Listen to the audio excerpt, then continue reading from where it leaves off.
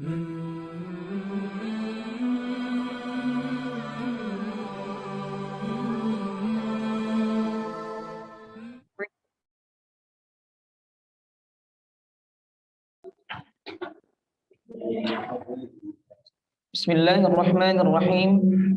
Assalamualaikum warahmatullahi wabarakatuh. Innal hamdalillah nahmaduhu wa nasta'inuhu wa nastaghfiruh wa na'udzu billahi min shururi anfusina wa sayyiati a'malina. Man yahdihillahu fala mudilla lahu wa man yudlil fala hadiya lahu. Asyhadu an la ilaha illallah wahdahu la syarika lahu wa asyhadu anna Muhammadan 'abduhu wa rasuluhu la nabiyya ba'dah. Amma ba'd. Baik, kita lanjutkan penjelasan hadis yang kelima sedikit lagi, ya. Kemarin kita telah menjelaskan pengertian apa itu bid'ah secara bahasa dan secara istilah. Kita masuk poin selanjutnya, yaitu dampak buruk perbuatan bid'ah. Dampak buruk perbuatan bid'ah. Yang pertama, bid'ah semakin menjauhkan pelakunya dari Allah Subhanahu wa ta'ala.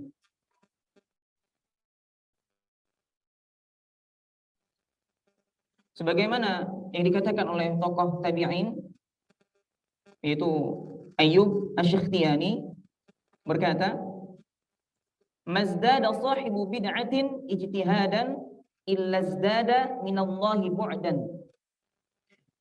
Semakin giat pelaku bid'ah dalam beribadah, semakin jauh pula ia dari Allah Subhanahu wa ta'ala.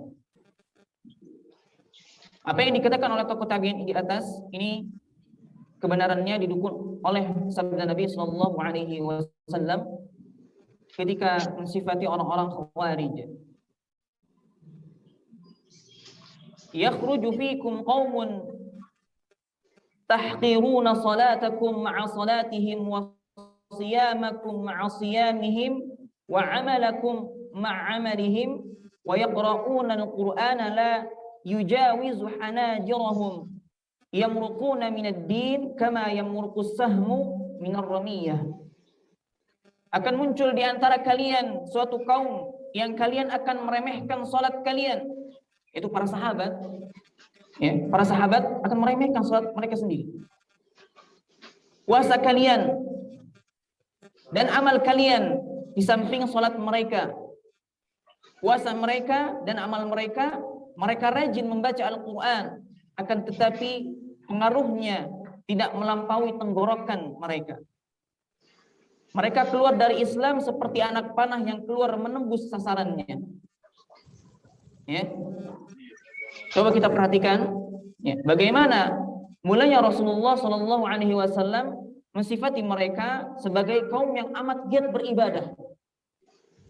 Dari sholat mereka, ya, puasa mereka, kemudian mereka membaca Al-Quran, ya, lalu menjelaskan betapa jauhnya mereka dari Allah Subhanahu wa ta'ala.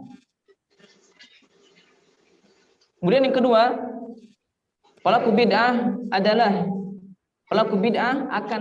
tidak akan meminum telaga Nabi sallallahu alaihi wasallam. Tidak akan meminum air di telaga Nabi sallallahu alaihi wasallam. Bagaimana sabda Nabi sallallahu alaihi wasallam? Ana faratukum 'alal haud. La yurfa'anna ilayya rijalun minkum hatta idza ahwaitu la unawilahum ikhtuliju duni wa aqulu ay rabbi ashabi yaqulu la tadri ma ahdathu ba'dak. Aku akan mendahului kalian di al-haud. Al-haud itu telaga. Kemudian dinampakkan di hadapanku beberapa orang di antara kalian. Ketika aku akan mengambil minum untuk mereka dari al-haud, mereka menjauhkan dariku. Ya, mereka menjauhkan dariku.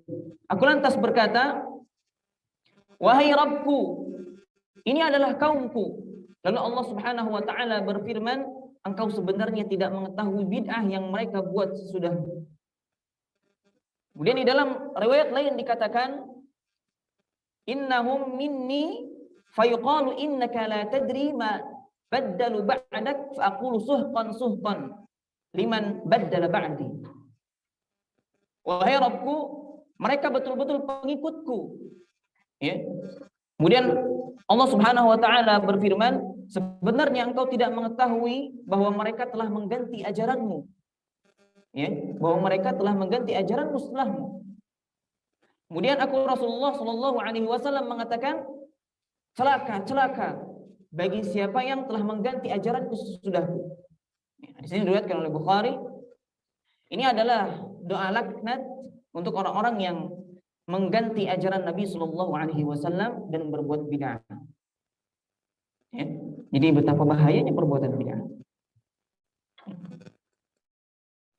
Kemudian ketiga, pelaku bid'ah tidak akan mendapatkan syafaat Nabi Shallallahu alaihi wasallam sebagaimana dikatakan di dalam hadis Nabi Shallallahu alaihi wasallam, ala wa inna awwalal khalaiqi yuksa yaumal qiyamati Ibrahim alaihi salam. Ala wa innahu sayuja'u birijalin min ummati fayu'khadhu bihim dhatas shimal fa aqulu ya rabbi ashabi fayuqalu innaka la tadri ma ahdatsu ba'dak. Sesungguhnya manusia pertama yang diberi pakaian pada hari kiamat ialah Ibrahim alaihi salam. Ingatlah bahwa nanti akan ada sekelompok umatku yang dihalau ke sebelah kiri. Maka aku tanyakan, ya Rabbi, mereka adalah sahabatku. Akan tetapi jawabannya ialah, kamu tidak tahu akan apa yang mereka adakan sepeninggalanmu. Hadis ini diriwayatkan oleh Al-Imam Bukhari dan Muslim dari sahabat Abdullah bin Abbas. Jadi dari sini kita bisa mengetahuinya betapa bahaya perbuatan bid'ah. Itu perkara-perkara yang baru yang diadakan, ditambah-tambahkan dalam urusan agama. Dalam urusan agama Allah Subhanahu wa ta'ala.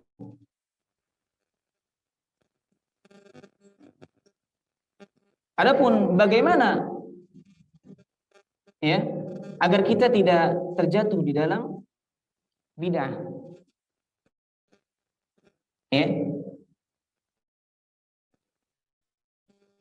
Kita jadi ibadah kita dicocokkan, syarat kita dicocokkan ini dengan 6 hal. Agar kita terjauhi, terhindar dari perbuatan bid'ah. Ya. Apa saja itu? Yang pertama, itu kita bisa melihatnya, mencocoki dari sebabnya. Dari sebab. Ya. Contoh misalnya amalan yang tidak ada tuntunan karena kita mencocokinya karena sebabnya, ya, itu adanya kematian. Ya, adanya kematian jadi sebab dibacakannya Al-Qur'an. Misalnya ada kematian, nah kemudian membaca Al-Qur'an. Dan membaca Al-Qur'an ini disebabkan karena adanya kematian tadi. Ya. Atau juga misalnya perayaan Maulid. Ya, perayaan Maulid. Jadi kaidah yang perlu diperhatikan ketika memahami sebab ini, sesuatu yang sebabnya ada di masa Nabi Shallallahu alaihi wasallam padahal bisa saja dilakukan, ya, dan tidak ada penghalang, tetapi ditinggalkan oleh Nabi Shallallahu alaihi wasallam dan beliau tidak melakukannya, ya, maka meninggalkan seperti ini menjadi sunnah ajaran Nabi Shallallahu alaihi wasallam, ya. Karena perlu kita ingat, mengerjakan ajaran Nabi itu termasuk sunnah Nabi Shallallahu alaihi wasallam, ya. Dan meninggalkan yang Nabi tinggalkan ini juga termasuk sunnah, ya. Maka apakah yang menjadi pertimbangan kita, apakah Maulid itu bid'ah atau tidak? Ya kan? Kalau dilihat dari sebabnya, ini termasuk perkara yang diada-adakan. Karena tidak ada di zaman Nabi. Walaupun Nabi misalnya mampu mengerjakannya, tapi beliau tidak mengerjakannya. Mampu tidak? Atau para sahabat ketika Nabi SAW meninggal dunia, apakah para sahabat mampu tidak mengerjakannya? Ya. Para sahabat banyak orang-orang yang mempunyai rezeki yang banyak, orang-orang kaya banyak. Ya, apa yang mereka tidak mampu? Tapi mereka tidak mengerjakannya. Kemudian yang kedua, dilihat dari segi jenisnya. Ya, jenisnya. Ya. Contohnya misalnya kita berkurban. Allah Subhanahu wa taala mensyariatkan berkurban itu dengan apa? Bahimatul an'am. Apa saja tuh? Unta, sapi, kambing. Ya. Kemudian ada orang yang berkurban dengan ayam. Bisa enggak? Tidak. Ini dicocokkan dalam hal jenisnya. Ya. Nah, disyariatkan berkurban, tapi bukan berkurban dengan ayam. Ya, tapi berkurban dengan bahimatul an'am. Ya. Dengan sapi, unta, kambing. Itu yang disyariatkan oleh Allah Subhanahu wa taala dan Rasul-Nya. Kemudian dilihat dari atau mencocoki dari jumlahnya. Dari segi jumlah. Ya. Misalnya jumlah sholat zuhur berapa rakaat? 4 rakaat. Ya. Kemudian ada orang yang merasa kurang mengerjakannya sampai 5 rakaat atau 6 rakaat. Ini termasuk perkara yang diada-adakan. Ya, yang disyaratkan oleh Allah Subhanahu wa taala adalah sholat zuhur berapa? 4 rakaat. Kecuali bagi yang safar, maka boleh mengqasarnya menjadi 2 rakaat. Jadi sholat yang 4 ya, itu ketika sedang safar boleh dijamak, ya, boleh juga diqasar, boleh dua-duanya jamak sekaligus qasar. Kalau sholat yang 4 bisa diqasar menjadi ringkas, jadi menjadi 2 rakaat. Nah, dalam hal ini tambahan seperti ini, ya, ada catatan. Jadi, jika ada tambahan tetapi tidak diyakini tambahan itu sebagai bagian yang dituntunkan dan berdiri sendiri, maka tidaklah masalah. Tambahan tadi, misal sholat zuhur atau tambahan yang lainnya di dalam sholat ditambahkan, di dalam ibadah yang lain ditambahkan melewati kadar yang ditentukan oleh Allah Subhanahu wa taala dan Rasul-Nya. Ya. Misalnya zakat fitrah. Ya. Zakat fitrah. Asalnya dibayar itu berapa? 1 sok kan? Satu sok itu berapa? 2,5 sampai 3. Ya. 2,5 sampai 3 kilo. Ya, ada yang pakai kilo, ada yang pakai liter. Ya. Tetapi akhirnya ditambah menjadi misalnya 2 sok. Ya. Kalau tambahan itu dianggap sama kita sedekah, maka tidak masalah. Ya, tidak masalah. Seharusnya tadi zakat fitrah 2,5 kilo atau liter. Ada yang menghitungnya kaki, kilo atau liter. Kemudian antum saya lebihkan untuk sedekah. Dan antum kaitkan dengan zakat fitrah tadi, tapi antum lebihkan karena apa? Sedekah. Ya. Maka hal demikian tidaklah masalah. Tapi ketika kita melebihkan, kemudian kita meyakini lebihnya itu adalah tuntunan, ya, bahkan itu lebih afdol, ya, maka seperti itu dihukumi bid'ah. Ya. Namun jika tidak diyakini sebagai suatu yang sunnah dan dilakukan kadang-kadang saja, maka itu tidaklah masalah. Tadi, ya. Juga misalnya jika ada tambahan yang tidak ada tuntunan dalam ibadah, apakah membatalkan ibadah tersebut? Ya. Di sini perlu kita pahami 2 hal. Yang pertama, tambahan tersebut bersambung dengan ibadah itu sendiri.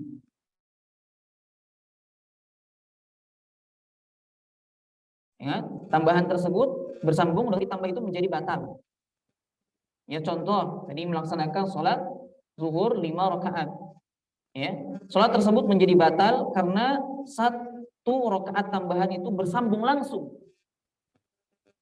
Bersambung langsung. Asalnya 4 rakaat ditambah 1 rakaat 5 rakaat, maka sholat jadi batal. Karena apa? Bersambung langsung. Maka ibadah ini jadi batal. Ya. Yang kedua, tambahan tersebut terpisah dan tidak kembali pada pokok ibadah. Contohnya apa? Melakukan basuhan ketika berwudu sebanyak 4 kali. Sebanyak 4 kali. Ya. Yang keempat kalinya ini tidak dituntunkan.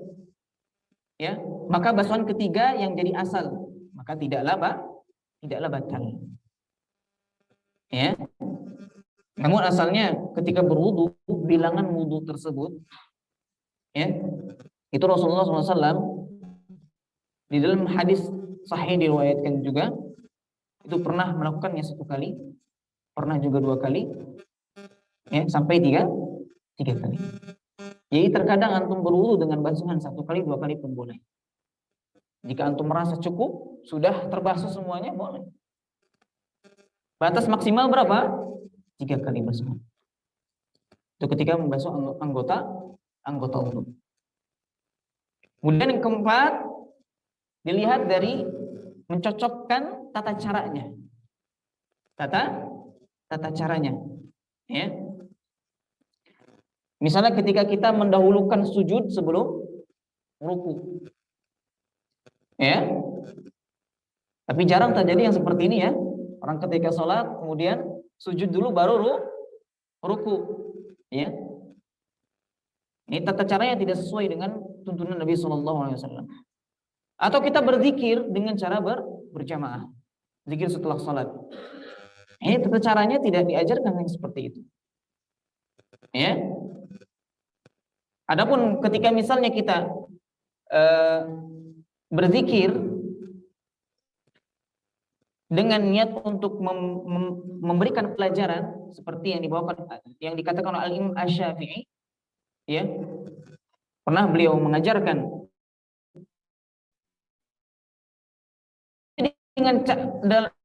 dengan apa? Dengan niatnya untuk apa? Mengajarkan. Tujuannya itu untuk mengajarkan. Setelah diajarkan sudah, tidak dilakukan terus menerus dan hanya ketika mengajarkan saja. Ketika sudah diajarkan sudah ditinggalkan. Ya, bukan berarti terus menerus. Dan mencocokkan dengan yang kelima dengan tempatnya. Misalnya yang tawaf, ya, melaksanakan tawaf, ya, di tempat selain Ka'bah. Atau misalnya wukuf di selain tempat Arafah. Wukufnya tidak di Arafah, ya. Atau di masjid. I'tikaf itu harus di masjid. Kemudian wukuf harus di padang Arafah. Tawaf harus di Ka'bah.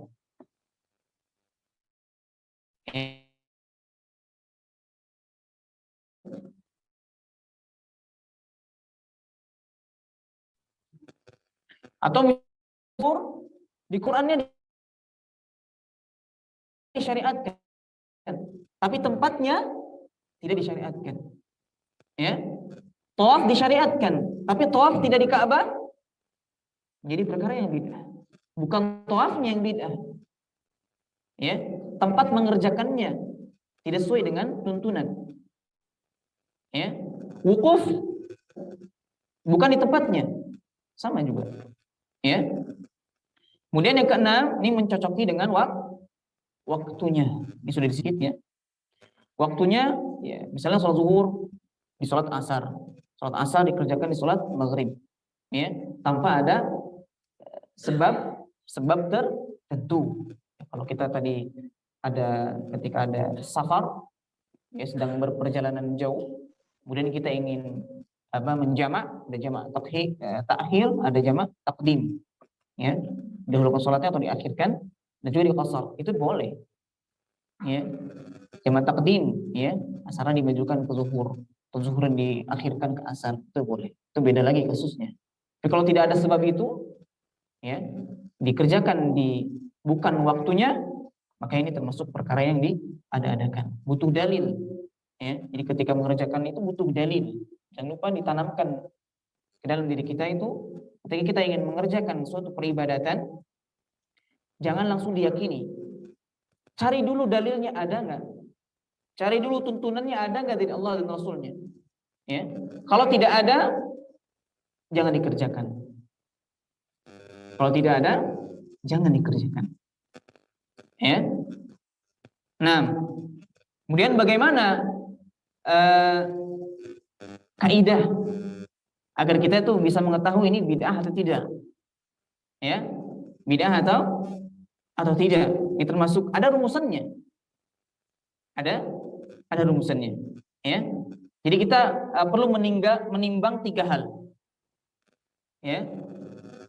Sehingga kita bisa membedakan ini bid'ah atau tidak. Yang pertama, apakah Rasulullah Shallallahu Alaihi Wasallam itu mampu mengerjakan amal tersebut atau tidak? Apakah Rasulullah SAW, ya, mampu mengerjakan amal tersebut atau tidak? Itu yang pertama. Mampu dikerjakan atau tidak? Poinnya ya, mampu dikerjakan atau tidak. Kemudian yang kedua, apakah Rasulullah SAW melewati momen atau waktu saat ibadah tersebut dikerjakan tidak? Ya, ada momennya, momen tertentunya ada nggak? Nanti kita contohkan. Kemudian yang ketiga, apakah ada khabar, dalil yang sahih bahwasannya Nabi Shallallahu Alaihi Wasallam melakukan perbuatan tersebut,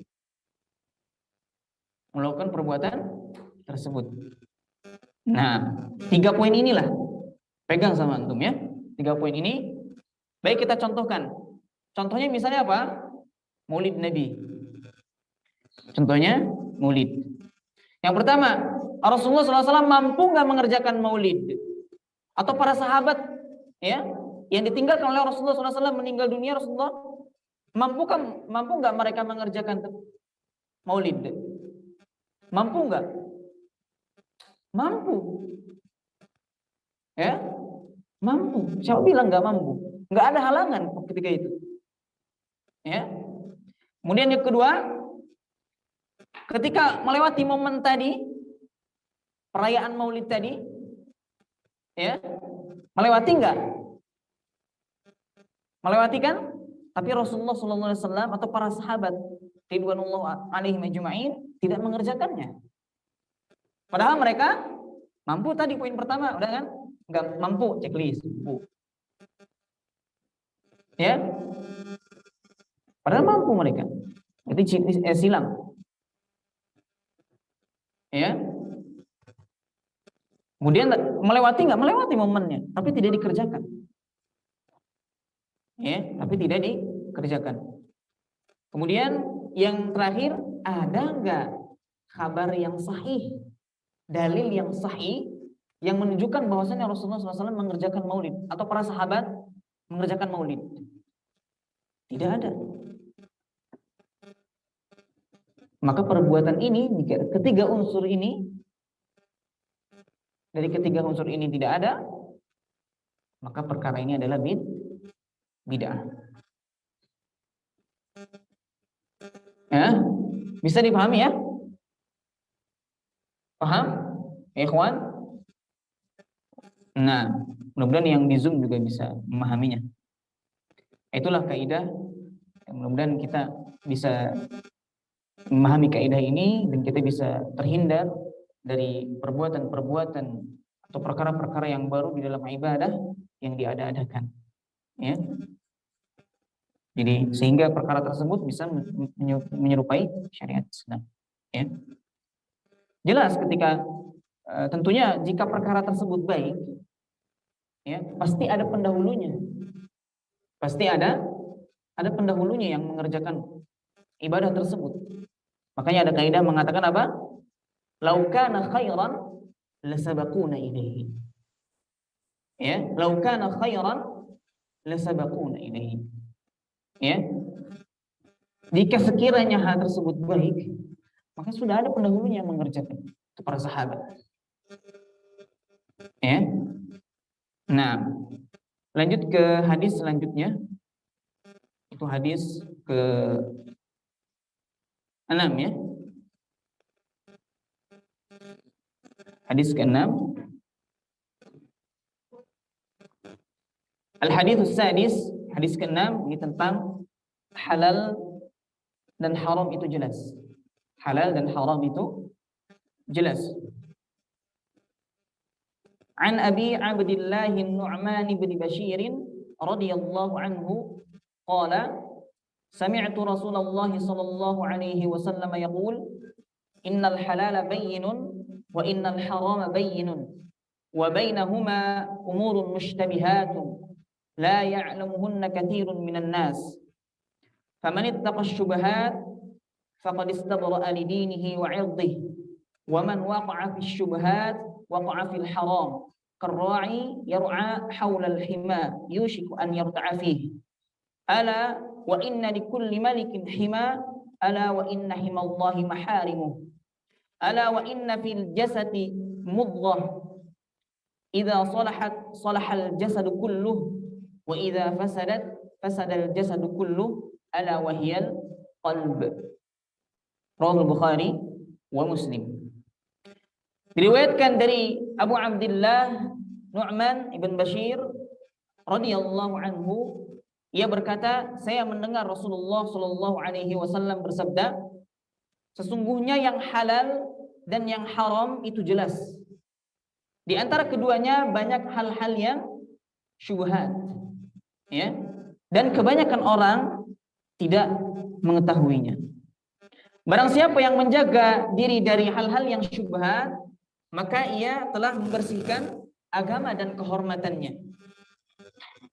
Dan barang siapa yang terjatuh ke dalam perkara yang syubhat, maka ia terjatuh kepada yang haram, seperti orang yang mengembala hewan-hewannya di sekitar daerah lindung, maksudnya di sekitar daerah larangan, ya. Maka gembalanya akan masuk ke dalamnya. Ingatlah bahwa setiap raja memiliki daerah lindung, maksudnya daerah yang terlarang. Dan ingatlah sesungguhnya daerah larangan Allah hal yang diharamkannya, ya. Dan ingat sesungguhnya di dalam tubuh ada segumpal daging. Apabila segumpal daging tersebut rusak, ya, apabila segumpal daging tersebut baik, maka akan baik pula seluruh tubuh, ya. Dan apabila segumpal daging itu rusak, maka akan rusak pula seluruh tubuh. Ketahuilah segumpal daging tersebut adalah qalbu.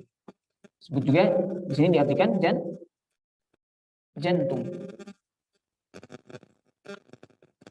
Nah, hadis ini merupakan pokok syariat yang benar, sebagaimana yang dikatakan oleh Abu Dawud As-Sijistani, ya, berkata, permasalahan syariat Islam ini berputar termasuk juga di dalam hadis ini, ya. Jadi oleh karena itu para ulama sepakat bahwasannya hadis ini sangat agung dan memiliki manfaat yang sangat banyak, ya, dan memiliki manfaat yang sangat banyak, ya. Ungkapan di dalam hadis innal halala bayyinun wa innal harama bayyinun, ya, wa bainahuma umurun mushtabihat, ya. Jadi halal dan haram itu jelas, ya, sementara di antara keduanya banyak hal-hal yang syubhat. Ya, ini menunjukkan bahwa permasalahan ini dibagi menjadi tiga, ya. Yang pertama, sesuatu yang telah Allah Subhanahu wa taala halalkan, maka hal tersebut jelas halalnya. Sebagaimana di dalam firman Allah Subhanahu wa taala, al-yawma uhilla lakumut thayyibat wa ta'amul ladzina utul kitaba hillul lakum.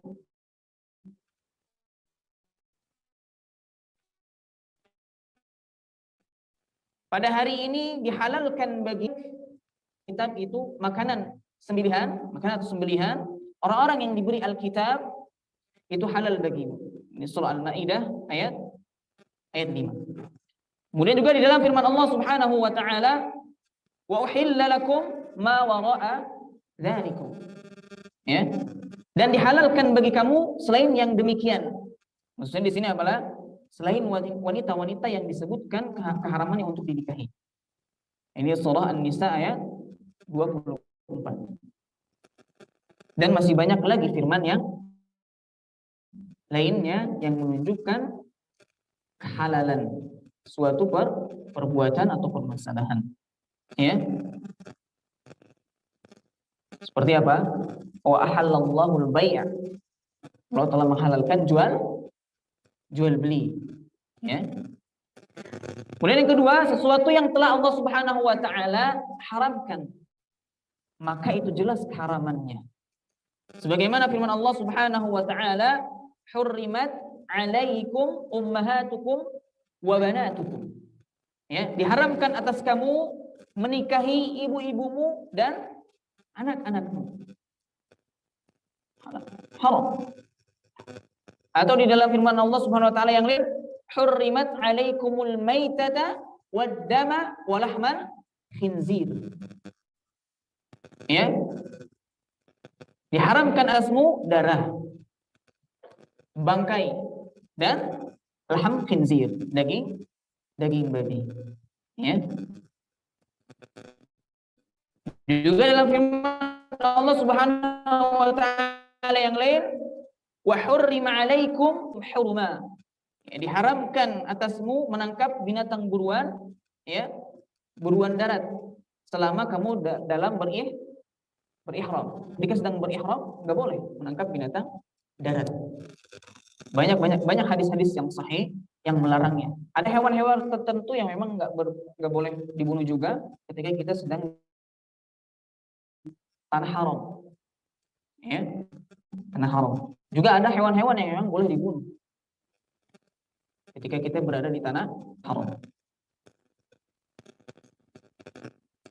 Dan ini seperti diharamkannya perbuatan keji, ya, yaitu segala sesuatu yang kepastian yang lahir, dan setiap haramnya perbuatan keji yang lahir maupun yang batin itu diharamkan oleh Allah Subhanahu wa taala. Kemudian segala perbuatan yang ada hukumnya atau ancamannya dari Allah Subhanahu wa taala, maka hukumnya haram. Jadi setiap perbuatan keji, ya, baik itu yang lahiriah ataupun yang batin, atau perbuatan-perbuatan yang ada hukuman atau ancamannya, maka perbuatan tersebut dihukumi haram. Ya. Kemudian yang ketiga, perkara yang syubhat.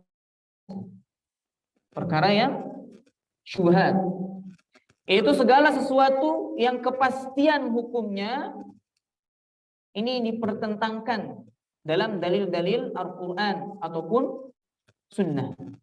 Oleh karena itu menahan darinya agar tidak melakukannya itu lebih baik, akan lebih selamat. Ya. Sedangkan yang dikatakan oleh Syekh Sa'ad bin Nasr Asy-Syatiri, ya, beliau membagi itu permasalahan tersebut, ya, itu membagi menjadi 4. Kalau di dalam hadis yang ketiga itu halal, haram, syubhat. Kemudian juga ketika beliau menjelaskan hadis ini, beliau membaginya menjadi 4. Yang pertama, memiliki dalil bolehnya, maka boleh diamalkan dalil bolehnya. Ini boleh dilakukan. Ya. Yang kedua, yang memiliki dalil pengharaman, maka dijauhi demi mengamalkan larangan. Ya, demi mengamalkan dalil larangan. Kemudian yang ketiga, yang terdapat dalil bolehnya dan haramnya sekaligus. Ya, dalil bolehnya dan haramnya sekaligus. Ya. Maka inilah masalah mutasyabbih. Ya. Masalah mutasyabbih yaitu yang masih samar. Ya. Menurut mayoritas ulama yang dimenangkan adalah pengharamannya. Ya. Kemudian yang terakhir, yang keempat, yang tidak terdapat dalil boleh dan juga tidak terdapat dalil larangannya. Ya. Maka ini dikembalikan kepada hukum asal. Seperti misalnya hukum asal ibadah apa? Haram. Sampai ada dalil yang memerintahkan untuk mengerjakan ibadah tersebut. Jadi kembalikan kepada hukum asal. Ya. Yang pertama apa tadi? Diulang. Apa? Yang boleh, yang memiliki dalil bolehnya, ya, maka boleh diamalkan dalil bolehnya. Ya, yang kedua, yang memiliki dalil pengharaman, maka dijauhi, ya, demi mengamalkan dalil larangan tersebut. Ya, yang ketiga, yang terdapat dalil bolehnya dan haramnya juga ada. Sekaligus ada, maka ini masalah tadi apa? Mutasyabih, dan lebih baik untuk meninggalkannya. Baru yang keempat, tidak ada dalil bolehnya, nggak ada, pengharamannya juga nggak ada, balikan kepada hukum asalnya. Seperti tadi apa? Ibadah, hukum asalnya haram. Al-aslu fil ibadah haram. Ya. Al-aslu fil muamalati al-ibahah. Hukum asalnya muamalah, jual beli apa?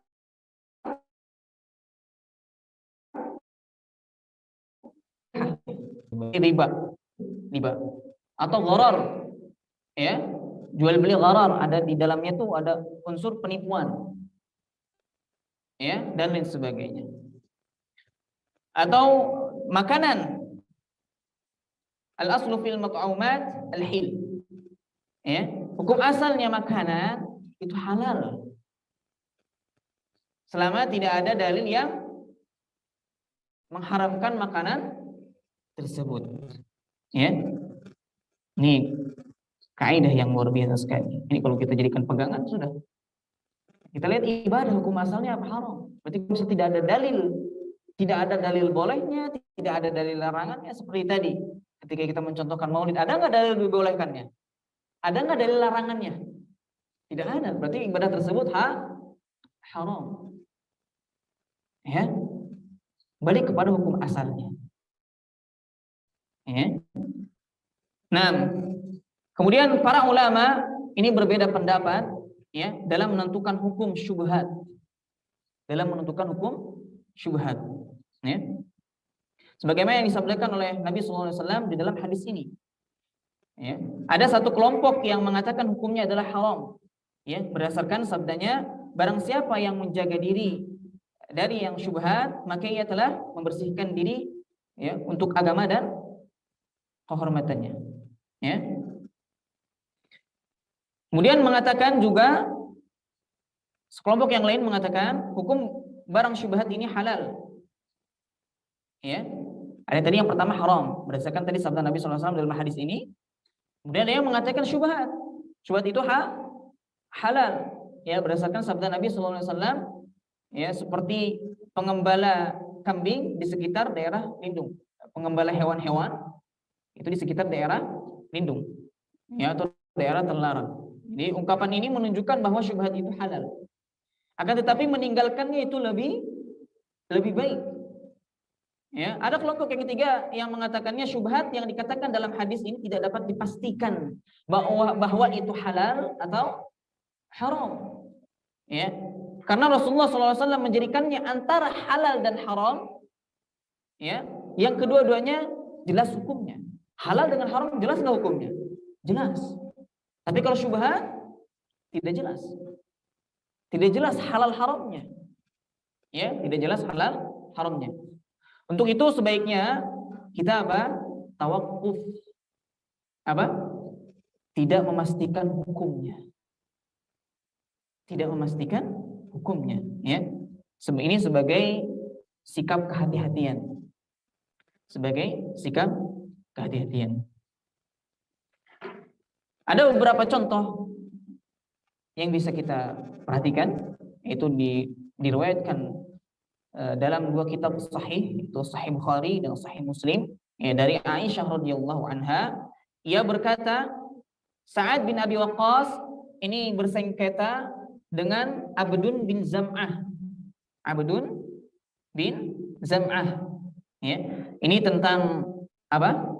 Seorang anak, ya. Seorang anak kecil, anak laki-laki kecil. Ya, ini bersengketa tentang itu. Anak siapa seperti itu. Ya. Kemudian Sa'ad berkata, ini anak saudaraku. Ini anak keponakanku. Saudaraku maksudnya keponakanku. Yang bernama Utbah bin Abi Waqqas. Wahai Rasulullah sallallahu alaihi wasallam. Ya. Kemudian ia mewasiatkan anaknya kepadaku. Coba lihat, kata Sa'ad. Ia mirip dengannya.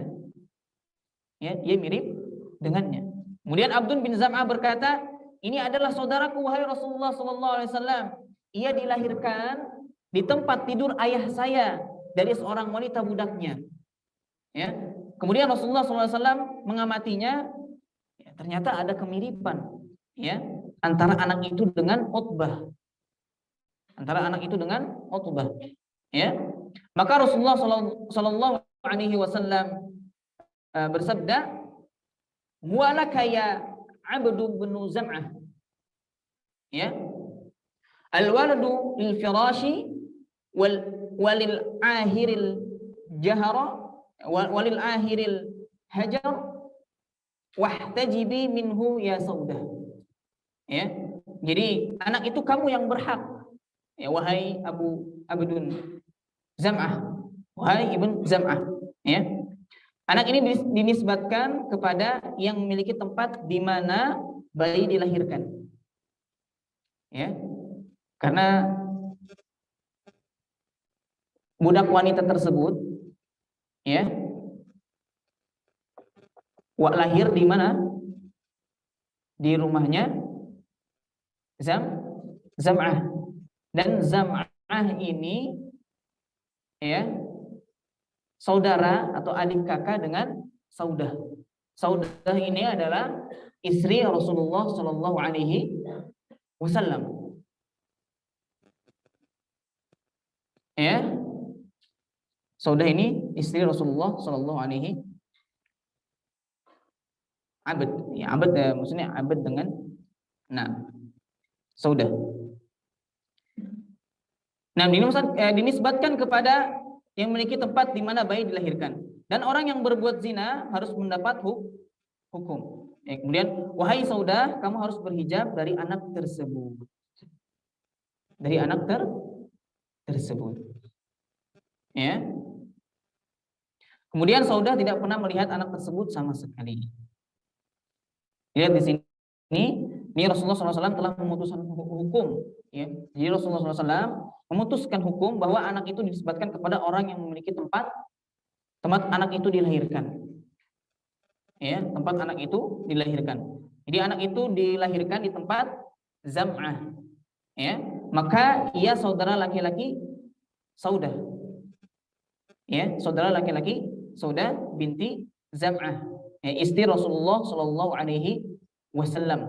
Jadi keputusan Rasulullah Shallallahu Alaihi Wasallam ini atas dasar besar kemungkinan, jadi bukan dengan kepastian.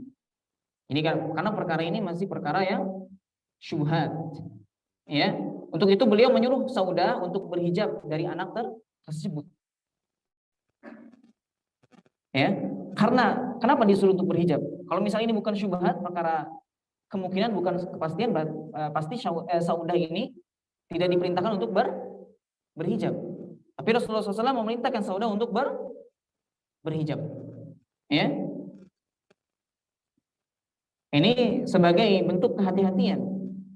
Ya, karena ada syubhat antara keduanya. Jadi orang yang melakukan demikian adalah orang yang takut kepada Allah Subhanahu wa taala, ya. Karena jika anak itu menurut ilmu Allah Subhanahu wa taala adalah anak zam'ah, ya, maka Rasulullah SAW tidak menyuruh Saudah berhijab, ya, dari anak itu, ya.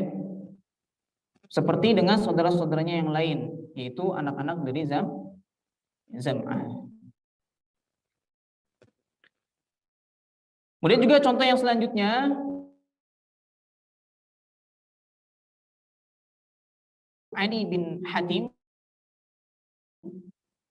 pas anjingku, ya, untuk memburu hewan, dan aku membacakan basmalah ketika melepaskannya. Kemudian aku mendapati anjing yang lain bersama anjingku itu, maksudnya ada anjing yang lain yang ikut berburu bersama anjingnya siapa? Adi bin Hatim. Anjingnya Adi bin Hatim ini ketika berburu dibacakan basmalah. Sehingga nanti ketika mendapat binatang buruan, binatang itu halal untuk dimakan. Tapi ketika berburu, ya, ada anjing yang lain yang ikut berburu bersama anjingnya Adi bin Hatim. Ya, Adi bin Hatim. Ya. Kemudian Rasulullah Shallallahu Alaihi Wasallam bersabda, la ta'kul innama sammaita ala kalbik, wa la tusammi ala ghairihi. Ya. Kamu jangan makan hasil buruannya, karena kamu hanya membacakan basmalah untuk anjingmu, ya, tetapi tidak membacakannya untuk anjing yang lainnya. Lihat, ya. Ya, Rasulullah SAW memberikan fatwa ini berdasarkan apa? Syubhat. Karena khawatir yang membunuh hewan buruan itu adalah anjing yang tidak dibacakan basmalah. Ya. Ketika dilepas. Jika demikian, maka seperti hewan yang disembelih untuk selain Allah, ya. Sebagaimana firman Allah Subhanahu wa taala, wa innahu lafisq. Ya, sesungguhnya perbuatan seperti itu suatu kefasikan. Jadi ketika statusnya tadi, ya, status hewan buruan tadi, berarti itu sebagaimana seperti, ya, sesembelihan yang disembelih apa? Selain Allah Subhanahu wa taala, untuk selain Allah Subhanahu wa taala. Semuanya hewan ketika kita menyembelih hewan tidak dibacakan basmalah, ya, maka tidak boleh dimakan, hukumnya haram. Ya, ketika kita menyembelih hewan harus membaca basmalah. Bismillah, Allahu akbar. Bismillah. Potong hewannya, ya. Oleh karena itu, fatwa Rasulullah SAW ini mengandung di dalamnya itu kehati-hatian, ya, dalam menentukan hukum atau kasus yang terjadi yang mengandung kemungkinan hukum halal dan haram. Ya, karena adanya kesamaran sebab. Ya, inilah yang dimaksud dengan sabda Nabi Shallallahu Alaihi Wasallam, "Da'ma yaribuka ilama la yaribuk." Ya, tinggalkanlah apa yang meragukanmu dan ambillah apa yang tidak meragukanmu. Da'ma yaribuk itu bisa dibaca yuribuk. Da'ma yuribuka ilama la yuribuk. Bisa dibaca ya ini, ya, bisa dibaca yu. Ya. Sebagian ulama mengatakan syubhat itu ada 3 bagian. Nah, yang pertama, sesuatu yang diketahui keharamannya. Sesuatu yang diketahui keharamannya. Kemudian muncul keraguan. Nah, kita sudah mengetahui ini haram. Tetapi apa? Muncul keraguannya. Ya, muncul keraguan. Apakah sudah hilang keharamannya atau tidak? Ya. Apakah sudah hilang keharamannya atau tidak? Ini yang pertama.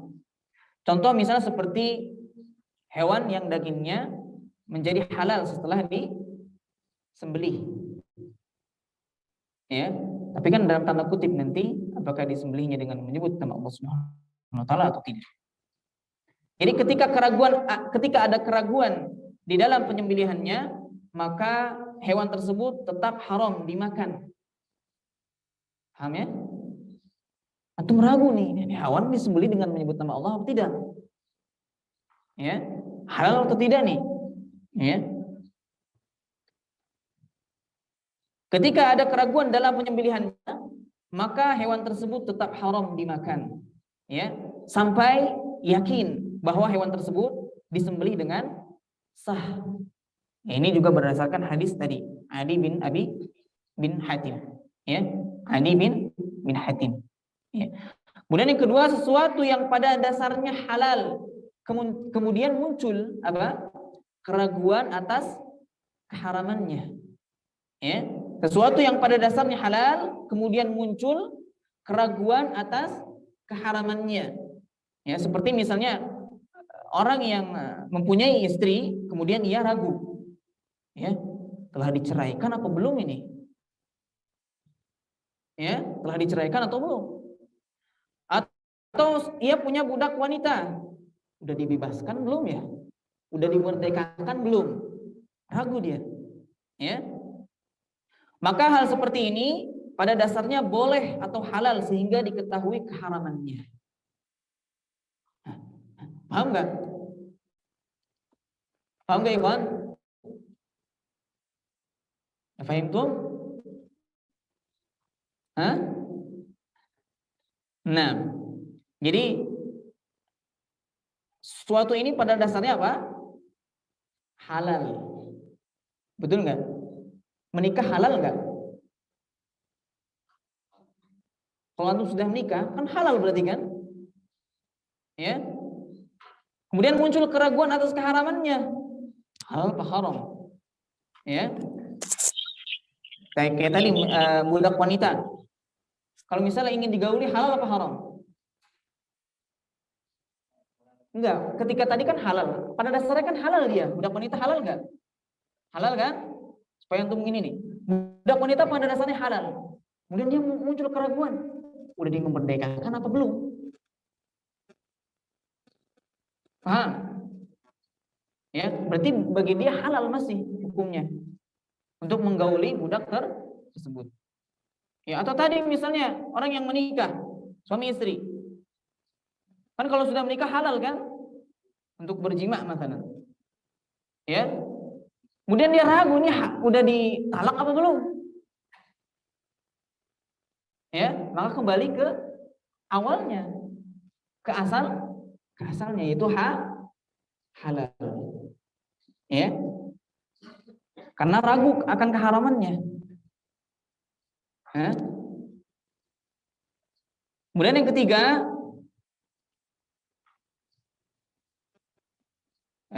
atau yang mudahnya itu ketika ada hadis dari Abdullah bin Zaid tentang orang yang ragu dalam hadas kecil, batal wudu. Ya. Padahal dia yakin sudah bersuci. Ya. Batal wudu padahal dia yakin sudah bersuci. Misalnya antum nih sudah bersuci, sudah berwudu. Kemudian beberapa menit atau berapa jam antum tadi udah wudu belum ya? Nah, gitu ya. Atau ketika sholat, di dalam sholat, ini kasusnya sahabat ada. Ya. Dia ragu, dikentut apa tidak. Makanya datang hadis dari Nabi SAW, kita sami itu as-saut. Maksudnya ketika engkau mendengar suara, baru dia berarti batal. Tapi kalau misalnya tidak mendengar suara dari kentut tersebut, maka sudah tidak batal sholatnya. Ya, tidak batal sholatnya. Ataupun misalnya teks hadisnya itu ada seorang yang mengadukan kepada Nabi SAW bahwa ia muncul khayalan kalau terjadi sesuatu yang membatalkan dalam sholat. Jadi ya, jadi ada muncul tuh khayalan tadi. Kemudian Rasulullah SAW bersabda, ia jangan keluar dari sholat. Aduh, batal nggak ya? Kentut nggak? Ya, maka jangan keluar dari sholat.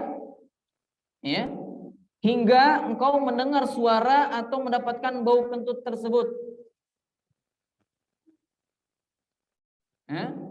Hadis ini diriwayatkan oleh Bukhari di dalam kitab wudu. Bab tidak perlu wudu dari keraguan. Tidak perlu berwudu dari keraguan.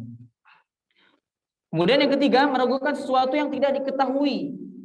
Meragukan sesuatu yang tidak diketahui apakah halal atau haram. Ya. Keduanya mungkin dan tidak ada dalil untuk mengambil salah satunya. Maka yang lebih baik dalam masalah ini meninggalkan sebagaimana yang dilakukan oleh Nabi SAW dalam masalah buah kurma yang beliau temukan jatuh di rumahnya. Ya. Kemudian Rasulullah SAW bersabda, "Laula anni akhsha an takuna min sadaqah la akaltuha." Ya. Kalau saja aku tidak khawatir kurma itu dari bagian sedekah, zakat, pasti aku memakannya. Ini nggak tahu halal atau haram ini tadi. Ya. Ketika beliau menemukan kurma yang jatuh di jalan. Ya. Di rumahnya. Adapun adanya kemungkinan tanpa dasar di balik yang diduga, yang diduga kuat, ya. Hal itu tidak perlu dihiraukan, ya, seperti tidak menggunakan air yang masih dalam sifat kesuciannya. Tidak menggunakan air itu masih ragu kan? Bisa ada kemungkinan tanpa dasar di balik dugaan tadi. Antum mendapati air, ya. Kemudian antum bilang apa? Ini suci enggak airnya ya? Ya kan? Ini airnya suci enggak? Karena antum ingin berwudu tuh. Airnya suci enggak nih? Ya. Atau meninggalkan sholat di tempat yang tidak ada bekas apa-apa. Antum mau sholat nih. Ini tempat ini ada bekas air kencing kering enggak misalnya? Ya. Nah, ini bukan syubhat namanya. Ini bukan syubhat, tapi ini adalah waswas dari syaitan. Was-was dari syaitan. Ya.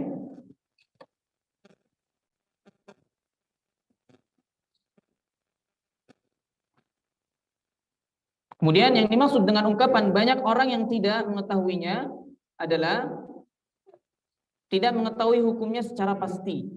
Jadi banyak orang-orang yang la ya'lamunna katsir minan nas. Jadi banyak orang yang tidak mengetahuinya. Ini maksudnya adalah tidak mengetahui hukumnya secara pasti.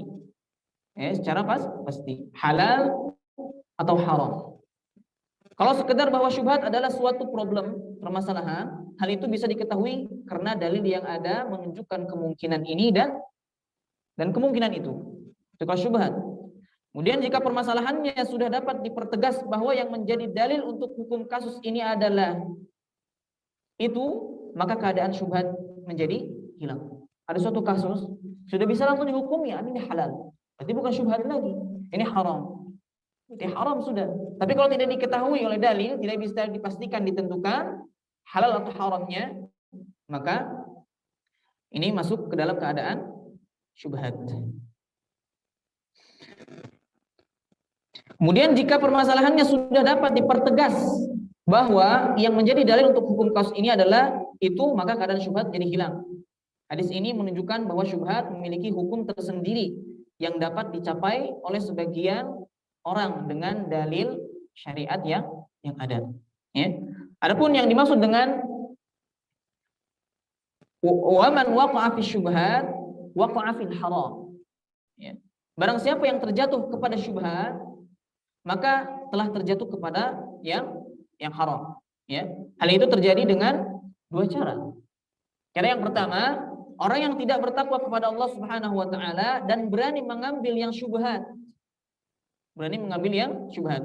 Hal itu akan menjerumuskannya kepada yang haram. Ya. Dan kelalaiannya dalam masalah ini akan mendorongnya berani melakukan yang haram. Sebagaimana yang dikatakan, dosa kecil akan mendorong untuk berbuat dosa besar. Karena kita menyepelekannya tadi. Ini mah kecil inilah. Akhirnya kecil, akhirnya dia berani melakukan dosa besar. Ya. Dan dosa besar akan mendorong kepada kekufuran. Ya, naudzubillah min dzalik. Sebagaimana juga yang diriwayatkan kemaksiatan mengantarkan kepada kekufuran. Ya. Kemudian yang kedua, orang yang banyak melakukan syubhat, hatinya akan menjadi gelap. Ya. Karena hilangnya cahaya ilmu dan hilangnya cahaya kehati-hatian. Dengan demikian, ia akan terjatuh kepada yang haram tanpa sadar. Dan karena kelalaiannya, ia akan terjatuh ke dalam dosa. Sebagaimana sabda Nabi SAW, seperti pengembala kambing yang membala di sekitar daerah larangan. Ya, ia hampir terjatuh di dalamnya. Inilah perkara syubhat seperti itu. Ya. Jadi sebagai perumpamaan keberadaan hal-hal yang diharamkan oleh Allah Subhanahu wa taala bagaikan larangan yang tidak boleh dimasuki. Jadi perumpamaan ini diambil dari pengertian orang Arab di mana mereka membuat tempat-tempat penggembala ternak. Ya. Jadi mereka membuat tempat-tempat pengembala ternak mereka, ya, sebagai daerah terlindung. Ya, dan mengeluarkan ancaman dengan hukuman bagi orang yang berani mendekatinya. Jadi orang yang merasa takut dengan hukum penguasa, ya, akan membawa hewan gembalanya jauh dari daerah terlindung tersebut, terlarang tersebut. Seorang nggak boleh masuk ke situ. Ya, dilindungi oleh pemiliknya. Ya. Karena jika mendekatinya, pada umumnya ada hewan yang terpencil dari rombongan gembalanya dan masuk ke dalamnya tanpa terhalangi. Ya, maka untuk lebih hati-hati sebaiknya menjauh dari daerah terlarang tersebut. Gitu ya. Ya, paham ya? Maksud dari seperti pengembala yang mengembala di sekitar daerah terlarang atau terlindungi. Maksudnya daerah terlindungi dilindungi oleh yang punyanya, ya, punya daerah tersebut, atau terlarang orang lain masuk ke daerah tersebut. Ya. Begitu juga daerah larangan hal-hal yang haram, ya. Ya memang sudah ditentukan oleh Allah Subhanahu wa taala, misalnya seperti apa? Membunuh, melakukan transaksi riba, mencuri, minum khamar, ya, berbuat zina, kemudian mengunjing orang, mengadu domba, dan lain sebagainya. Ini semua itu tidak perlu didekati, khawatir terjerumus ke dalamnya. Ya. Kemudian segumpal daging yang dibahas di dalam hadis ini itu apa? Mudghah. Ya. Yang artinya aslinya itu adalah sesuatu yang dikunyah, ya. Sesuatu yang dikunyah di mulut. Mudghah. Ya. Itu merupakan gambaran untuk sesuatu yang kecil bentuknya. Sesuatu yang kecil bentuknya. Sesuatu yang kecil kalau dikunyah di mulut bisa enggak? Mudah kan dikunyah ya? Kalau yang besar sulit. Ya, mungkin masuk juga sulit. Akan tetapi besar pengaruhnya. Ya, sesuatu yang kecil tapi besar pengaruhnya. Ya. Barang tersebut adalah apa? Al-qalb. Adapun pengertian al-qalb, hati, ya, atau jantung, di sini diartikan jadi jantung. Ini bisa dilihat dari dua sisi. Nah, bisa dilihat dari dua sisi. Yang pertama ini sisi organik atau organ yang ada pada anatomi tubuh manusia, ya. Dan dari sisi non organik yaitu sesuatu yang tidak termasuk organ tubuh yang dapat ditampakkan. Ya. Ya. Kemudian al-qalb dalam pengertian pertama maknanya adalah jantung. Ya. Ya. Kemudian yang bertugas menarik dan mengeluarkan darah dalam sirkulasi di dalam tubuh. Itu fungsi apa? Jantung. Ya. Sementara al-qalb dalam pengertian yang kedua adalah kekuatan berpikir, mengingat, ya, merasa dan lain sebagainya yang dimiliki oleh manusia. Nah, Hati yang menjadi anggota termulia pada tubuh disebut qalbu. Ya, qalbu. Dalam bahasa Arab karena cepatnya lintasan-lintasan yang masuk ke dalamnya. Ada juga dikatakan di sebuah syair Arab, ini sebenarnya pernah disampaikan juga ya ketika kajian Ramadan, ya, syair Arab ini. Fahdhar 'alal qalbi min qalbin wa tahwili ma summiyal qalbu qalban illa litaqallubihi. Ya. Perhatikanlah hati agar tidak berubah dan terbalik. Tidaklah hati tersebut qalbu, ya, melainkan karena sering bolak-balik. Itu hati. Sebagaimana doa-doa yang diperintahkan kita untuk memanjatkannya apa? Ya muqallibal qulub, tsabbit qalbi ala dinik. Ya. Ya muqallibal qulub. Wahai Maha yang membolak-balikkan hati. Hati itu sifatnya apa? Bolak-balik. Ya. Allah Subhanahu wa taala memberikan kekhususan untuk organ ini pada jenis hewan, ya, dan menjadikannya sebagai alat pengatur kemaslahatan yang diinginkan. Oleh karena itu kita lihat bermacam-macam binatang itu dapat membedakan antara yang maslahat dan yang mudarat bagi dirinya. Bisa kan bintang hewan? Ya. Kemudian lebih khusus lagi Allah Subhanahu wa taala memberikan keistimewaan, ya, keistimewaan bagi manusia itu dengan akal sebagaimana firman Allah Subhanahu wa taala, afalam yasiru fil ardi fatakuna lahum qulubun ya'qiluna biha aw adhanun yasma'una biha. Maka tidak pernahkah mereka berjalan di muka bumi sehingga hati akal mereka dapat memahami, telinga mereka dapat mendengar. Ya, di situ, ya.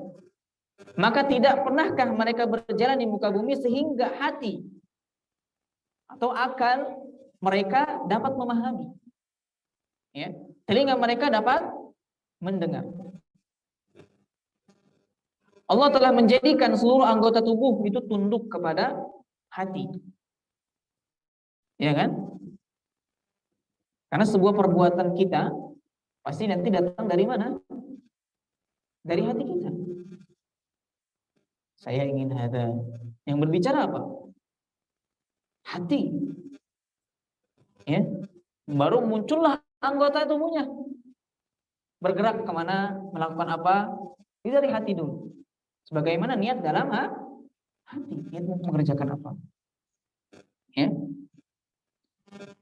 Jadi tunduk kepada hati, ya, anggota tubuh kita.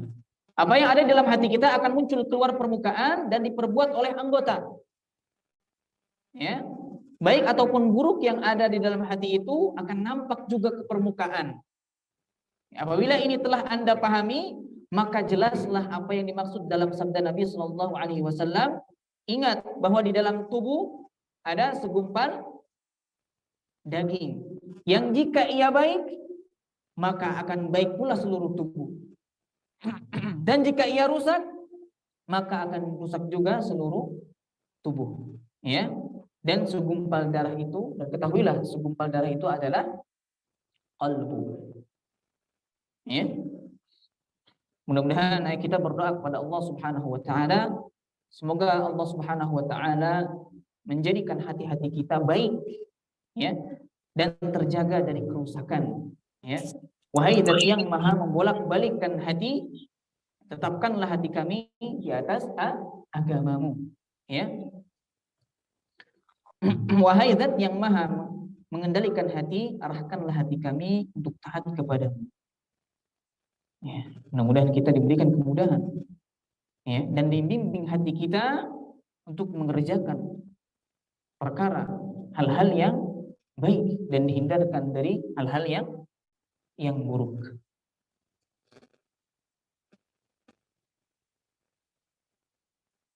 Nah, satu hadis lagi tentang agama nasihat, ya. Masih ada 20 menit. Satu hadis lagi. Nam al-hadits sabi', hadis ke-7 ini tentang Agama itu adalah nasihat. An Abi Ruqayyah Tamim ibn Aus ad-Dari anna an-nabiy sallallahu alaihi wasallam qala ad-dinun nasihah. Qulna liman qala lillahi wa li kitabihi wa li rasulihi wa li a'immatil muslimin wa 'ammatihim. Rawahu Muslim. Diriwayatkan dari Abu Ruqayyah Tamim bin Aus ad-Dari radhiyallahu anhu bahwasannya Rasulullah SAW bersabda, agama itu adalah nasihat. Ya, kami berkata, bagi siapa? Kemudian beliau menjawab, bagi Allah, kitabnya, rasulnya, para imam dan seluruh kaum muslimin. Ya. Tamim ad-Dari adalah seorang sahabat Nabi Shallallahu Alaihi Wasallam dan hanya meriwayatkan hadis ini saja. Hanya meriwayatkan hadis ini saja. Ya.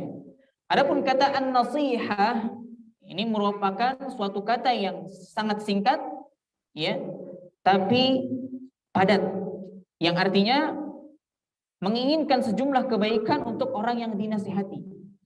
Itu nasihat. Ketika kita menasihati seseorang, tentunya kita menginginkan apa? Kebaikan, ya, dari nasihat yang kita sampaikan. Ya. Atau di dalam bahasa Arab tidak ada ungkapan yang dapat menjelaskan kata nasihat. Ya, secara sempurna sebagaimana dalam kitab Al-Falah, sebagaimana dalam kata Al-Falah, mereka mengatakan tidak ada kata yang mencakup makna kebaikan dunia akhirat daripada kata Al-Falah tersebut. Ya. Yang dimaksud dengan agama adalah nasihat, ad-dinun nasiha, ya adalah bahwa nasihat merupakan tiang dan pilar dalam agama. Ya, jadi sesuatu yang paling pokok. Sebagaimana ungkapan dalam hadis apa? Al-hajju Arafah. Ya, artinya Arafah merupakan yang paling pokok dalam ibadah haji. Itu sama dengan ad-dinun nasihah. Ya, sebagaimana bahwa nasihat merupakan tiang dan pilar dalam agama. Seperti itu. Kemudian ada macam-macam nasihat yang dijelaskan dalam hadis ini. Nasihat pertama itu nasihat kepada Allah Subhanahu wa taala. Maksudnya apa maksudnya? Apa kita menasihati Allah? Tidak mungkin. Tidak mungkin. Ya. Jadi Al-Imam Al-Khattabi dan ulama yang lainnya berkata, yang dimaksud dengan nasihat kepada Allah Subhanahu wa taala adalah mengimani Allah Subhanahu wa taala. Ya. Tidak menyekutukannya dengan, ya, mentauhidkan Allah. Baik dalam hal rububiyah, uluhiyah, asma dan sifat Allah Subhanahu wa taala sesuai dengan keagungannya. Ya, sesuai dengan keagungannya. Dalam artian tidak mengingkari juga sifat-sifat Allah Subhanahu wa taala. Ya, tetap menetapkannya tadi sesuai dengan keagungan dan kesempurnaan Allah Subhanahu wa taala. Kemudian juga mensucikannya dari segala sifat kekurangan. Ya. Demikian pula bersikap patuh kepadanya, tidak mendurhakainya, mencintai atau membenci karena Allah Subhanahu wa taala, memerangi orang-orang kafir kepadanya, ya, mengakui dan mensyukuri nikmat Allah Subhanahu wa taala yang diberikan oleh Allah Subhanahu wa taala, ikhlas karena Allah Subhanahu wa taala di dalam segala urusan. Ketika kita beribadah kepada Allah Subhanahu wa taala dan mengajak serta menganjurkan manusia dengan lemah lembut untuk meraih sifat-sifat di atas. Sifat-sifat yang tadi disebutkan, ajak dakwahkan kepada manusia. Ya. Kemudian Al-Khattabi berkata, manfaat semua sifat ini itu kembali kepada hamba, ya, dalam menasihati dirinya. Karena Allah Subhanahu wa taala tidak butuh nasihat. Allah Subhanahu wa taala tidak membutuhkan nasihat dari makhluknya. Ya, jadi nasihat ini kembali kepada diri kita sendiri. Allah tidak butuh nasihat. Ya. Kemudian yang kedua, nasihat kepada kitabnya. Yang dimaksud di sini adalah ya, mengimani bahwa kitab Allah Subhanahu wa taala itu adalah firman Allah Subhanahu wa taala yang diturunkan olehnya. Seperti misalnya Al-Qur'an dan kitab-kitab lainnya yang sebelumnya diturunkan oleh Allah Subhanahu wa taala, ya.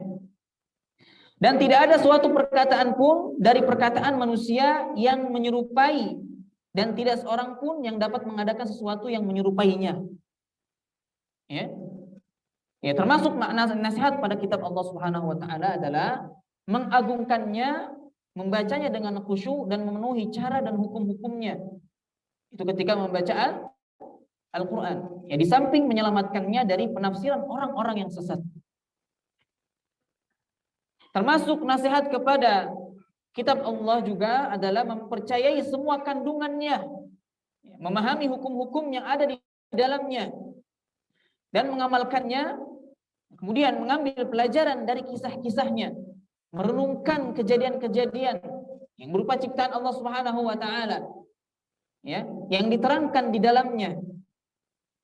Kemudian mengambil hukum-hukumnya yang pasti, menyerahkan kepada Allah ayat-ayat mutasyabbihat yang tidak jelas, mencari kepahaman dari ayat-ayat yang bersifat umum, dan mengajak orang lain untuk melaksanakan nasihat kepada kitab yang diterangkan di atas. Ya, kita ajak kepada orang lain. Ya. Kemudian yang ketiga, nasihat kepada Rasulnya, itu Rasulullah Sallallahu Alaihi Wasallam.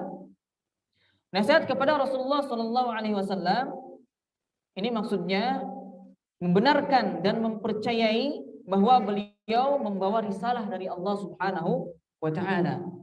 Ya, mengimani semua ajaran yang dibawanya, patuh atas perintah dan larangannya, membelanya dikala beliau hidup dan sudah meninggal dunia, memusuhi orang-orang yang memusuhinya, dan mencintai orang yang mencintainya. Kemudian mengagungkan dan memuliakan haknya, menghidupkan sunnahnya, memenuhi ajakannya, menyebarluaskan ajarannya, dan menolak tuduhan terhadap sunnahnya, mempelajari dan memprioritaskan ilmu-ilmunya, mengajak orang untuk mempelajarinya, mengajarkannya dengan lemah lembut. Ya, sebagaimana di dalam firman Allah Subhanahu wa taala, A'udzu billahi minasyaitonir rajim. Ud'u ila sabili rabbika bil hikmah wal mau'izatil hasanah wajadilhum billati hiya ahsan. Dalam ayat ini kita diperintahkan untuk apa? Salah satunya berlemah lembut. Mengajak manusia itu dengan lemah lembut. Ya. Kemudian mengagungkan dan memuliakannya. Ya. Bertata krama ketika membacanya, menahan diri untuk tidak membicarakannya tanpa pengetahuan yang jelas, menghormati orang-orang yang ahli dalam sunnah, berusaha mengaplikasikan akhlak dan adab-adab sebagaimana Rasulullah Shallallahu Alaihi Wasallam contohkan, ya, mencintai keluarga dan para sahabatnya, menjauhi orang yang berbuat bid'ah, tidak mengikuti sunnah Rasulullah SAW, atau yang berani menilai buruk salah satu sahabat dan lain sebagainya. Ya, masih banyak nasihat-nasihat yang lainnya, ya, nasihat kepada Rasulullah Sallallahu Alaihi Wasallam. Kita mengajak orang lain juga untuk mengikuti sunnah Nabi Sallallahu Alaihi Wasallam, ya, dan memperingati dari bahayanya meninggalkan atau mengada-ngada ajaran-ajaran yang telah diajarkan Nabi Sallallahu Alaihi Wasallam, dibuat-buat perkara-perkaranya dalam urusan agama. Kemudian yang keempat, nasihat kepada para imam atau pemimpin masyarakat. Ya. Nasihat bagi para imam kaum muslimin itu artinya mendukung mereka menegakkan kebenaran. Ya. Mentaati mereka dalam kebenaran, menyuruh dan menegur atau mengingatkan mereka dengan sopan dan lemah lembut jika keliru atau lalai. Menyampaikan kepada mereka hak-hak kaum muslimin, tidak berontak dan menentang dengan senjata, menjinakkan hati manusia untuk mentaati para pemimpin. ikut sholat bersamanya di belakang mereka, ikut jihad bersama dengan mereka, dan mendoakan mereka dengan kebaikan dan kemaslahatan. Inilah yang diajarkan oleh Rasulullah SAW ketika kita menghadapi pemimpin. Apalagi kita ketika menghadapi pemimpin yang zalim. Bagaimana panduan kita ketika kita di zaman sekarang mendapati pemimpin yang zalim? Ya, banyak dijelaskan di dalam hadis-hadis sahih. Ya, bahkan ketika ada pemimpin yang zalim, kita diperintahkan untuk apa? Bersabar. Walaupun sampai di punggungnya dipukul, ya, tetap kita harus diperintahkan oleh Rasulullah SAW untuk bersabar. Ya, sebagaimana kisahnya Imam Ahmad ketika Imam Ahmad itu ditangkap, dipenjarakan sambil dipukul punggungnya. Ya. Kalau Imam Ahmad memerintahkan kamu untuk berontak, bisa nggak berontak? Bisa. Tapi Imam Ahmad tidak seperti itu. Beliau faham syariat Allah Subhanahu wa Ta'ala. Makanya beliau memilih untuk bersabar daripada pertumbuhan darah terjadi. Ya. Kita kalau misalnya lihat kisah-kisah terdahulu, bagaimana para orang-orang terdahulu, para salafus saleh ketika menghadapi pemimpin. Ya. Yang kelima, nasihat kepada semua kaum muslimin. Ya. Adapun nasihat kepada kaum muslimin, ya, selain para pemimpin, maka yang dimaksud adalah mengarahkan mereka kepada kemaslahatan dunia dan akhirat. Ya, menolong mereka menutupi aib mereka, memenuhi kebutuhan mereka, menolong bahaya dari mereka, ya, menolak bahaya dari mereka, kemudian mendapatkan manfaat dan keuntungan untuk mereka, menyuruh mereka kepada yang ma'ruf, itu kebaikan, mencegah mereka dari kemungkaran dengan cara lemah lembut, ya, penuh keikhlasan dan kasih sayang, ya, menghormati orang yang tua dari mereka dan menyayangi yang kecil di antara mereka. Kemudian juga memperhatikan kepada mereka dengan memberi mau'izah hasanah. Ya, wal mau'izah hasanah. Berikan nasihat yang baik. Pengarahan yang baik. Tidak berbuat penipuan atau dengki, ya, dengki kepada mereka. Dia hendaklah mencintai mereka seperti mencintai diri sendiri. Ya, tidak menginginkan mereka mendapat sesuatu yang tidak menyenangkan, sebagaimana diri sendiri tidak senang tertimpa sesuatu yang tidak disenanginya. Ikut membela dan menjaga harta dan kehormatan mereka dan mendorong mereka untuk berakhlak dengan semua yang disebutkan tadi. Ya. Jadi hukum menasihati, hukumnya apa? Fardu kifayah. Hukum menasihati adalah hukumnya fardu kifayah. Jika sudah ada orang yang lain atau dengan syarat yang cukup melaksanakan nasihat, maka telah gugur kewajiban, ya, dari yang lainnya, ya. Dan kewajiban ini terkait dengan kadar kemampuan masing-masing. Kita bisa menasihati, silakan. Memang diukur dengan kemampuan masing-masing. Tentunya nasihat yang disampaikan itu berbeda-beda pasti, ya, sesuai dengan kemampuan masing-masing. Adapun kata nasihat di dalam bahasa, an-nasiha di dalam bahasa ini semakna dengan ikhlas, ya, yaitu bersih dari campuran. Bersih dari campuran. Ada ungkapan nasahtul asal, ya, nasahtul asal. Ini maknanya safaituhu, ya, yaitu menyaringnya. Ada juga yang berpendapat yang lain, wallahu a'lam. Ya. Demikian penjelasan hadis yang ke-8, yang ke-7, ya. Insyaallah kita lanjut penjelasan hadis di pertemuan yang akan datang, hadis tamin insyaallah taala. Demikian, mudah-mudahan ilmu yang disampaikan, penjelasan yang disampaikan bermanfaat bagi kita semuanya dan kita dimudahkan oleh Allah Subhanahu wa taala mengerjakannya, dan Allah memberikan kepada kita taufik serta hidayahnya untuk selalu berada di jalan yang lurus, untuk selalu meniti kepada agama syariat yang Allah dan Rasulnya telah tetapkan. Amin ya rabbal alamin. Subhanakallahumma wa bihamdika asyhadu an la ilaha illa anta astaghfiruka wa atubu ilaik. Assalamualaikum warahmatullahi wabarakatuh.